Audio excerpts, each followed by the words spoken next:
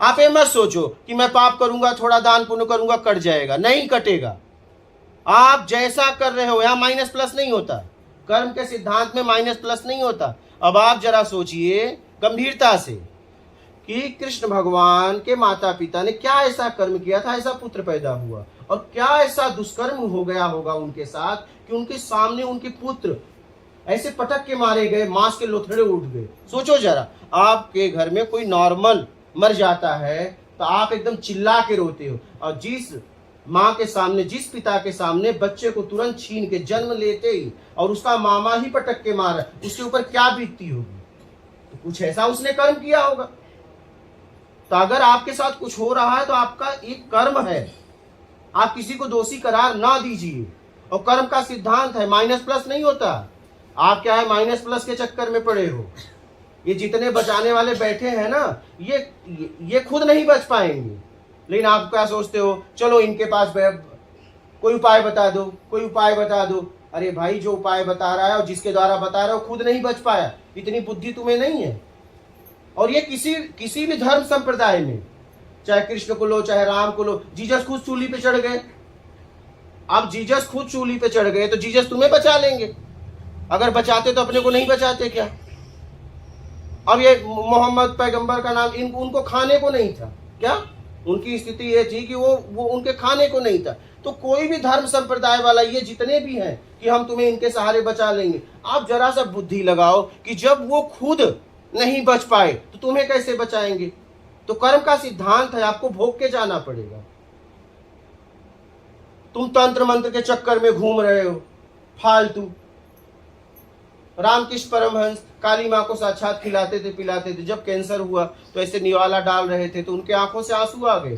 तो शिष्यों ने कहा कि गुरुदेव, हम बर्दाश्त नहीं कर पा रहे हैं। तो बोले कोई बात नहीं, हम इतने मुंह से तो निवाला खा ही रहे हैं। अब वो शरीर है, शरीर तो अपना काम करेगा। उन्हें कोई दुख नहीं था, वो दुख सुख से परे थे, लेकिन आंख से आंसू आ रहा था, वो स्वाभाविक आएगा ही आएगा।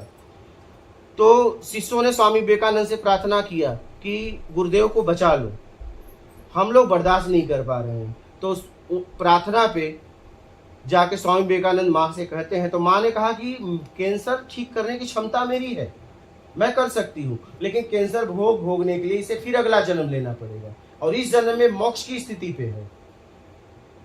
कैंसर तो ठीक कर दूं, ठीक तो हो जाएगा, अगले जन्म में इधर उधर कुछ हो गया तो मोक्ष ही रुक जाएगा, और ये मोक्ष की स्थिति पे है।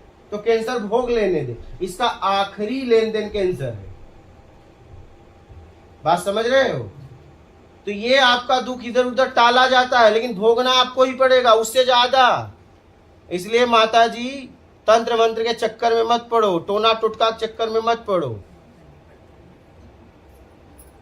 उससे ज्यादा भोगना पड़ेगा। अब भाई एक कैदी जेल में गया, अब वो गेट को तोड़ के भाग जाए, नहीं तो जितने लोग तोड़वाए रहेंगे वो भी फंसेंगे। क्या? जितने लोग मदद करें, और वो भी कभी न कभी तो पकड़ा जाएगा। नहीं, हम मेन गेट से निकलेगा तो मुक्त हो जाएगा। तो मेन गेट से निकलो, अपने कर्म को भोग कर बचाने का प्रयास अपने आप को कतई मत करो। और आप जरा बुद्धि लगाओ कि जिसके सहारे वो आपको बचाने का आश्वासन दे रहा है, जब वो नहीं बच पाए, आप कैसे बचोगे? तो फिर भी देखो, आप घूमते हो, कोई मुझे बचा ले। किसी को पितृदोष हो गया, अरे बताओ, तुम्हारे जितने भी पूर्वज हैं, जैसे आप भी कभी शरीर छोड़ोगे तो अपने बच्चों को, नाती पोतों को पितृ ही होगे ना। तो आप बताओ, आपने पूरा जीवन अपने बच्चों को लगा दिया, अब जाने के बाद तुम सताओगे, कितनी मूर्खता है। वो लोग भी रोते होंगे जहां होंगे कि पूरा जीवन इसको मैंने दे दिया, और आज मेरा ही उपाय करा रहा है कि हम इसको पीड़ा दे रहे हैं, और ये खूब चल रहा है मार्केट में। आप जरा खुद सोचो कि आपके पूर्वज ने आपके लिए धन तन समझ, आपको आगे बढ़ाने के लिए सब लगा दिया, तो जाने के बाद आपको सताएंगे, लेकिन फिर भी आप उपाय करवाते हो। नहीं, सोचो, ये शर्म की बात है, ये शर्म की बात है। वो जहां भी होंगे तो रोते होंगे, यार हमने किसके लिए जीवन लगा दिया, काश आत्मिक कल्याण के लिए लगा दिया होता, इस भवसागर से छूट जाता, कहीं वो इधर भटक ही रहे होंगे। भाई, आत्मिक कल्याण के लिए काम करोगे तभी आत्मिक कल्याण होगा। इच्छा अपेक्षा में गए हो तो इच्छा अपेक्षा में या तो कहीं भ्रमण कर रहे होगे या तो कहीं जन्म हुआ होगा, ठीक है।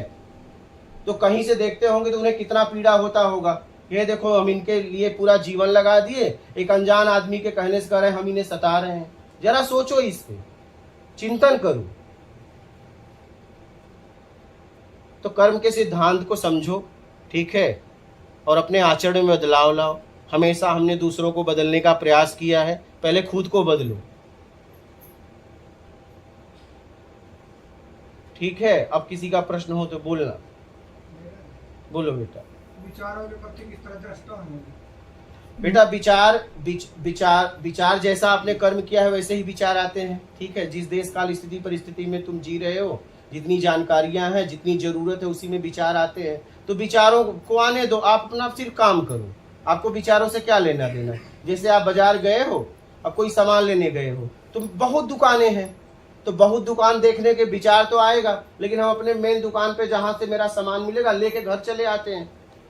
लेकिन दुकान थोड़ी ना हटा दी जाएगी, क्योंकि उस दुकान की भी समाज को जरूरत है। तो ऐसे विचार आते हैं, विचार के मालिक आप नहीं हो। देश काल स्थिति परिस्थिति में विचार आते हैं, ठीक है। तो विचार को आने दो, आपको क्या करना है वो देख लो, सीधा सा।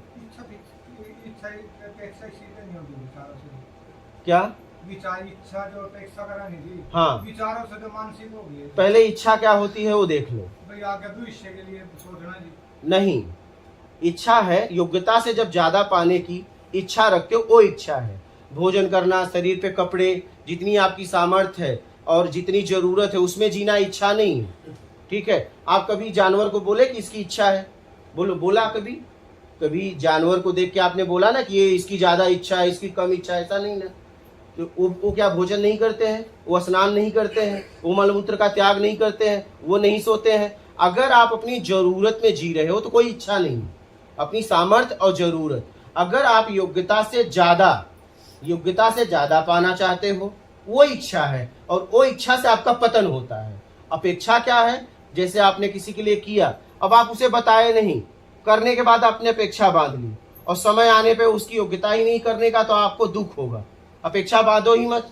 अपेक्षा बांधना है तो आप उससे बात कर लो कि भैया मैं उम्मीद में आपसे कर रहा हूं, मैं ये आपको इतना कर रहा हूं, इतना लूंगा। आप मानसिक अपेक्षा मत बांधो ना, आप सामने वाले से बात कर लो ना कि मैं आपको मदद कर रहा हूं, लेकिन इसलिए कर रहा हूं कि आप भी मुझे करोगे। बोलो करोगे तो करूं, नहीं तो नहीं करूं, सौदा कर लो। तो इच्छा को समझो, पहले इच्छा क्या है। बात समझ में आई? जरूरत पे जीना, इच्छा नहीं।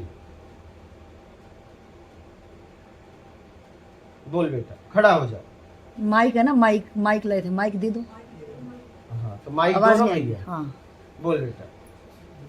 सुख, आनंद या खुशी, इसके मायने क्या है? माइक नहीं चल रहा क्या? देख हाँ, चला, आवाज करके दे। हाँ, हाँ, बोलो। जोर से बोल थोड़ा। सर, खुशी या आनंद या सुख, इसके मायने क्या है? कई बार छोटी छोटी चीजों में भी हमें खुशी मिल जाती है, और कई बार कुछ लंबे कार्य करने के बाद भी वो खुशी नहीं मिलती। इसके मायने खुशी हमें तब मिलती है जब हमारे तरीके से हो जाता है, ठीक है। जैसा मैंने चाहा, जैसे दो लोग जा रहे हैं और हम दो लोग बैठे हैं, हमने शर्त लगाया कि वो गिर जाएगा, एक ने शर्त लगाया नहीं गिरेगा, ठीक है। तो गिर जाएगा, तो जिसने शर्त लगाया गिर जाएगा, उसे सुख मिल जाएगा। लेकिन सामने चोट लगी है और उसे दुख मिल जाएगा कि यार मेरा नहीं हुआ। और नहीं गिरेगा तो जिसने शर्त लगाया गिर जाएगा, उसे दुख होगा कि नहीं गिरा, और उसको सुख होगा। मेरे तरीके से हो जाए तो सुख, क्या, और नहीं हुआ तो दुख। और सुख दुख से परे है, अपना तरीका छोड़ दो और सुख दुख से परे हो जाओ। पूरी बात तो सुन ले। उम्मीद से मुक्त हो जाओ तो आनंद है, अपने आप में होना आनंद है। आप अगर किसी और में हो तो सुख दुख, क्योंकि सामने परिवर्तनशील है, तो वहां सुख दुख है। और आप उम्मीद से अपने आप को छुड़ा के अपने आप में स्थिर हो गए, किसी से कोई उम्मीद नहीं है, तो आनंद है। अब बोलो आप। किसी की मदद चाहिए, क्या जोर तो बोल लेना है। अगर कोई मदद करता है हमारी, हाँ, तो हमें उसकी मदद लेनी चाहिए या नहीं? आप देखो मदद किस भाव से कर रहा है। पहले तो ये देखो कि मदद तो कर क्यों रहा है, पहले ये देख लो।